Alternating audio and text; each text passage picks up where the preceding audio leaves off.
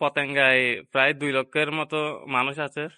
তো তাদের স্বাস্থ্যের কথা চিন্তা করে আমাদের এখানে একটা হাসপাতাল অবশ্যই হওয়া উচিত।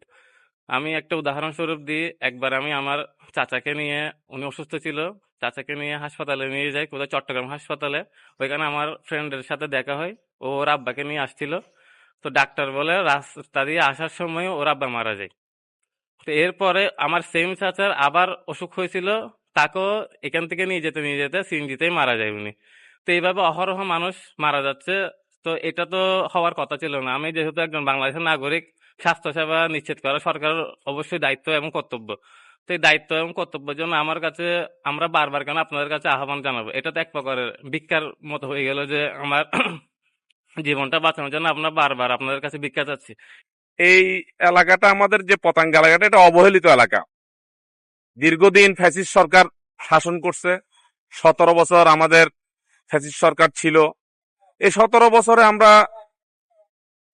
অনেক কিছুই পাইছি, কিন্তু যেগুলা চোখে দেখি নাই, আমরা শুনছি, চোখে দেখি নাই। যেমন মনে করেন, আমি বলতে পারি আমাদের এখানে একটা মেডিকেল হওয়ার কথা ছিল। এই মেডিকেলের নিয়ে আমাদের এমপি সাহেব, তৎকালীন ফ্যাসিস্ট সরকারের এমপি আব্দুল লতিফ সাহেব নারী প্রজেক্টে এখানে গেছে, নারীর প্রজেক্টে এটা মেডিকেল করার জন্য কথা বলছে। এতটুকু শেষ। এরপর আমরা আর কোনো কিছু শুনি নাই, আসলে মেডিকেলটা কি হয়েছে কি হয়নি আমরা দেখি নাই। তো এগুলা তখন কেউ প্রতিবাদও করে নাই, এই দাবিগুলা তখন সেভাবে কেউ জানায়ও নাই, কারণ সরকার ছিল ফ্যাসিস্ট, কারো বলার কোনো ক্ষমতা ছিল না। এখন গণতান্ত্রিক সরকার আসছে, আমরা বলতে পারতেছি। আমি হয়তো একটা দলের নগণ্য কর্মী, আমিও যেমন বলতেছি, ঠিক একই রকম ভাবে অন্য দলের কর্মী আছে, যারা এখানে এনসিপি আছে, জামাত ইসলাম আছে, তারাও বলতেছে তাদের একটা চাহিদা যে আমাদের এলাকায় একটা সবচেয়ে মৌলিক, সবচেয়ে প্রথম যে জিনিসটা, একটা মেডিকেল, একটা হাসপাতাল, সরকারি একটা হাসপাতাল। অর্থমন্ত্রী সাহেব উনি আসছে, এলাকায় আসছে, উনি এলাকায় জায়গা দেখছে, মেডিকেলের ব্যাপারে কথা বলছে। এবং আমরা চাই যে বাংলাদেশের যে কোনো জায়গায় একটা মেডিকেল যদি সরকার করে, সেটা আমাদের এখানে প্রথমটা হোক, এরপর আর কোথাও হোক সেটা পরে। যে বাংলাদেশ সরকার হবে, মেডিকেল অনেক হবে, কিন্তু আমাদের এই এলাকাটায়, অবহেলিত এলাকাটায় একটা মেডিকেল, একটা হাসপাতাল, পূর্ণাঙ্গ হাসপাতাল, যেটা আমাদের মন্ত্রী সাহেব, আমাদের আমির খসরু সাহেব বলছেন যে একটা পূর্ণাঙ্গ হাসপাতাল করবেন উনি।